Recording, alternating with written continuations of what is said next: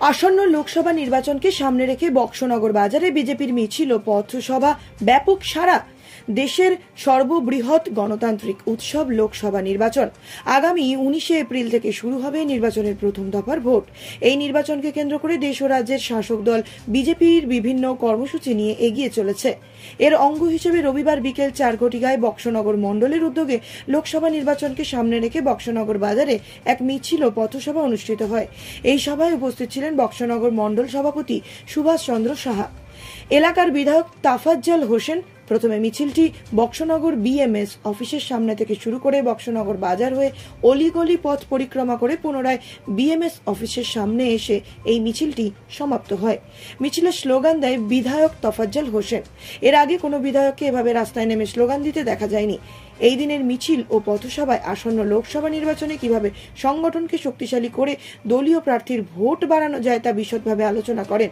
মণ্ডল সভাপতি আলোচনা করতে গিয়ে বলেন, আমরা সবকা সাথ সবকা বিকাশের মাধ্যমে যে উন্নয়ন করেছি তা হাতিয়ার করে আমরা লোকসভা নির্বাচনের ভোটে যাচ্ছি। মানুষ দেশ ও সমাজের উন্নয়নের স্বার্থে নরেন্দ্র মোদীকে পুনরায় আশীর্বাদ করে তৃতীয়বারের মতন প্রধানমন্ত্রী হিসেবে দেখতে চায়।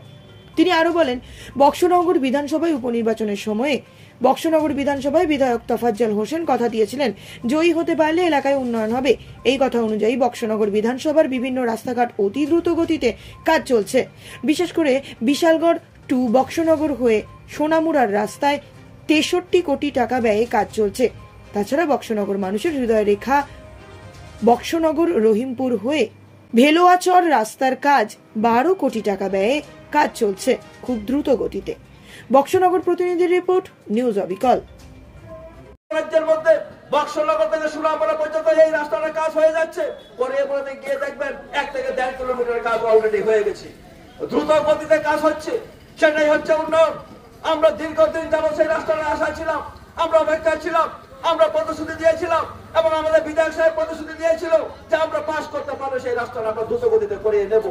এবং সেই বিধায়ক সাহেবের কথা শুনে আমাদের মুখ্যমন্ত্রী মহোদয় তার কথা সাড়া দিয়ে এই রাস্তার কাজ তড়িৎ গতিতে কাজ দিয়েছেন এবং তড়িৎ গতিতে সেই কাজ আজকে কাজ চলাচল করছে।